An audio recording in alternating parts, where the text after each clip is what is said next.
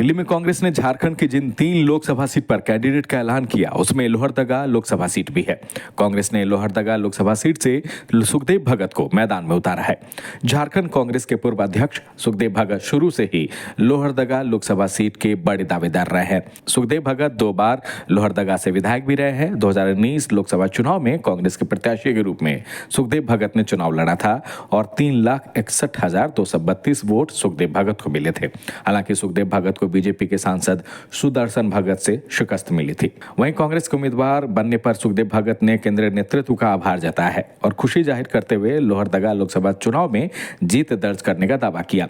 Ticket मिलने के बाद सुखदेव भगत ने कहा कि लोहरदगा की जनता बदलाव चाहती है। सुखदेव भगत ने कहा कि झारखंड में इंडिया गठबंधन के सभी सहयोगी दल मिलकर चुनाव लड़ेंगे और लोहरदगा लोकसभा सीट यकीनन कांग्रेस की झोली में जाएगी। बेरोजगारी, महंगाई और कृषि जैसे मुद्दे पर चुनावी मैदान में उतरने वाले सुखदेव भगत लोहरदगा से लोकसभा चुनाव लड़ने का कांग्रेस से टिकट मिलने के बाद नेतृत्व का आभार जताया है। सबसे पहले तो मैं आपके माध्यम से हमारे माननीय अध्यक्ष आदरणीय खड़गे साहब, आदरणीय सोनिया गांधी जी, राहुल गांधी जी, केसी वेणुगोपाल जी, हमारे इंचार्ज मीर साहब, अध्यक्ष राजेश ठाकुर जी, आलमगीर CLP आलमगीर साहब और तमाम हमारे कांग्रेस के सारे हमारे वरिष्ठ लीडर्स जिन्होंने मुझ पे पुनः विश्वास जताया है। मेरा दायित्व है कि उस विश्वास पे मैं खरा उतरूँ पूरी तन्मयता से, पूरी टीम के साथ, पूरे सहयोगी दलों के साथ।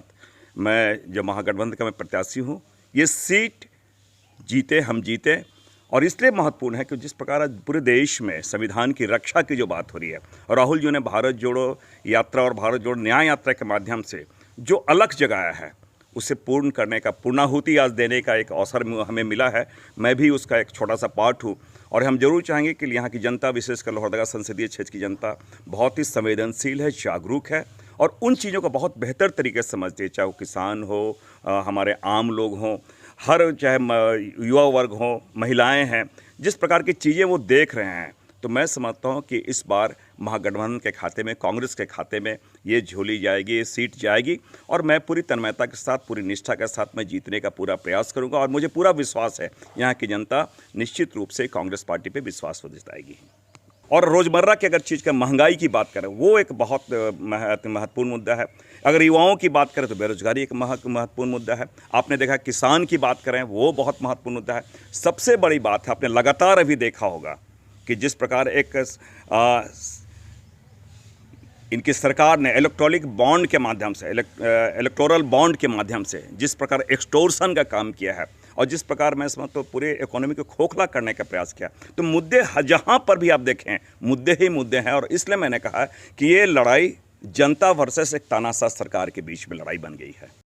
बेरोजगारी, कृषि और महंगाई जैसे कई प्रमुख मुद्दे पर सुखदेव भगत लोहरदगा से चुनाव लड़ने जा रहे हैं। इन मुद्दों को लेकर सुखदेव भगत ने कहा कि केंद्र की नीतियों की वजह से रोजमर्रा के सामान महंगे होते जा रहे हैं।